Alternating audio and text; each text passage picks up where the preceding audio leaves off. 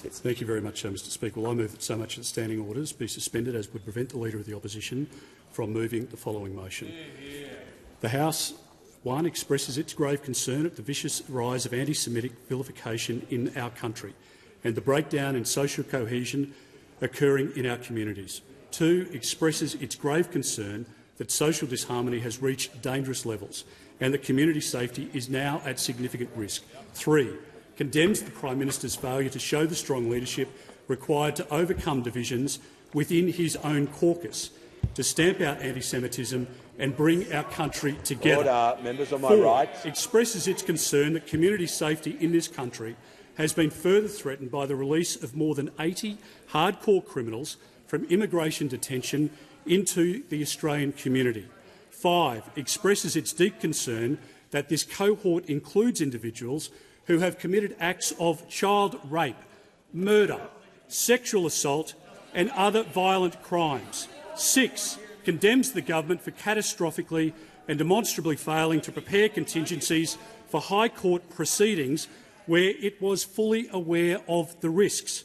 7, and condemns the Minister for Immigration, Citizenship and Multicultural Affairs for then undertaking an unprecedented and shocking mass release of dangerous criminal non-citizens into the Australian community.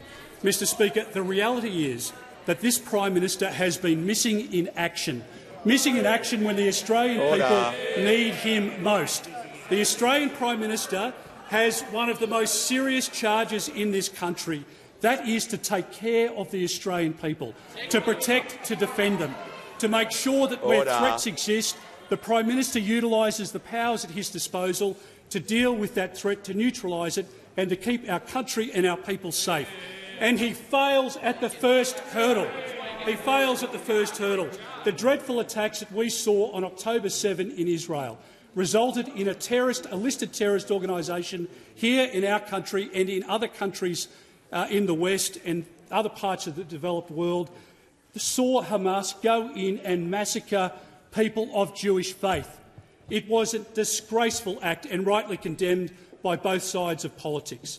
It has given rise to a discussion here in this country, in the United States, elsewhere in the world, and it has seen a significant rise in anti-Semitic behaviour. And I commend those members, one of them that I can identify on the opposite side, for having the guts to stand up and to speak strongly in favour of the Jewish community against those who perform provocative acts, calling Jews names that shouldn't be repeated anywhere, but F the Jews and gas the Jews. And this Prime Minister had a solemn duty, Mr Speaker, to stand up and to make sure that his government spoke with one voice. But did they do that? No. And what the Australian public has seen and what has shocked the Jewish community in recent weeks since the 7th of October is that this government is speaking out of both sides of its mouth. Let's call it out for what it is. You've got Senator Wong in the other place, the Foreign Minister of this country, who is at odds with her Prime Minister. The caucus is split right down the middle, and the Australian public sees that this is a government where the wheels are quickly falling off. It's given rise to social disharmony in this country. There are Jewish kids who are afraid to go to school. We've got groups, Mr Speaker, who are going into predominantly Jewish communities in our country to try and provoke them into a response. And this Prime Minister is flying off overseas again when he should be staying in this country to deal with the issue. What could he do, he says? What could he possibly do about it? Well, Prime Minister, I've written to you, and what you should do is consult with the Premiers and the Chief Ministers and immediately convene a meeting of the National Cabinet to get a better understanding of the police response, to understand what the security and intelligence agencies are providing, to collate that information and to have a coherent response which provides support and an underpinning to security for people of Jewish faith in this country when they need it most. In their hour of need, this Prime Minister has gone missing. I never thought that I would see in my lifetime a repeat of the horrific scenes that we saw and that we've read about during the course of the Second World War repeated in our lifetimes, but to see people of Jewish faith cowering in their homes, being dragged from cupboards out into the street, when children are still abducted and still held hostage, this Prime Minister needs to stand up and to be united with the Jewish community. And he's not.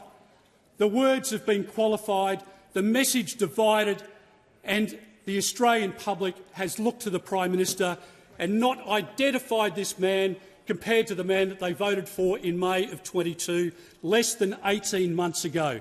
Now, what compounds it, Mr Speaker, is the fact that in the last 48 hours we learned that the hapless Minister for Immigration has taken a decision to release 83 hardened criminals, rapists, pedophiles, murderers, the rest of the detail he won't disclose, release those 83 people to live at large in the community with the Australian public, and he's done nothing about it, Mr Speaker. The government knew that this case was being decided in the High Court. They have the benefit of the advice of the first law officer of this country, the Solicitor General and countless KCs at their disposal. The High Court had given indications in relation to this matter. A competent minister would have dealt with this matter by way of legislation at the first available opportunity, and he would have rushed that legislation through this parliament so as to prevent the 83 from going out into the community with the significant potential of committing more offences against the Australian public. One charge, as I say, for this Prime Minister, one primary charge: to keep the Australian public safe, to keep them safe. There is legislation now being drafted. We saw in a train wreck interview by the Defence Minister, the Deputy Prime Minister this morning, that there is legislation being drafted to address this issue. We hear from Senator Wong in the Senate today that there will be legislation introduced into the parliament. So we know now that when the government's been called out and they're under pressure, there actually is a legislative response available. We now know that.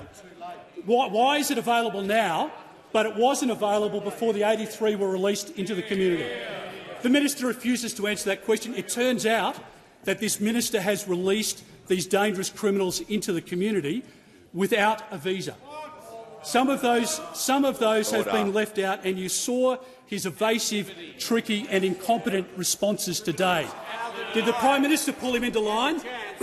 Not a chance, Mr Speaker. Not a chance, because this Prime Minister is as weak as water, and the Australian public are working out what a fake and a fraud he and his government have turned out to be. Now, the Australian public at the moment know that they have got a government who has made every situation in their lives more difficult. We know that the cost of living pressures are putting enormous pressure on families because the government has made incompetent decisions in 2 budgets. We now know that in many parts of the country, Australians are suffering because of a crime crisis in their communities. We know that. How does this Prime Minister respond? He goes off overseas again. Prime Minister, don't leave this country until you have dealt with these issues. Don't hop on the plane again to the United States. You've just met with President Biden, an incredibly important relationship, but you've just met with the President. The first responsibility for you, Prime Minister, is to be here and take care of the Australian public. Don't continue to abrogate your responsibilities. How can the government release 83 of the people who have criminal records, significant criminal records, and keep in detention 9 when they are all subject to the same finding from the High Court? How can that be the case? How can you not have legal capacity or legal capability to keep the 83 in, but you do to keep the 9 in? I mean, has this been explained by the Prime Minister? No, it has not, Mr Speaker. So the Prime Minister should not leave this country until the National Cabinet has been convened to provide assurances and support and comfort and safety to people of the Jewish community. That is the first priority for this Prime Minister, not to get on yet another plane and head overseas. Prime Minister, don't leave Canberra and don't leave this parliament until legislation has been passed which will give effect to providing safety to the Australian people, because what is happening is these people with significant criminal records, having committed significant rapes, and assaults and murders against Australian citizens are being released into the community, and you stand condemned. Is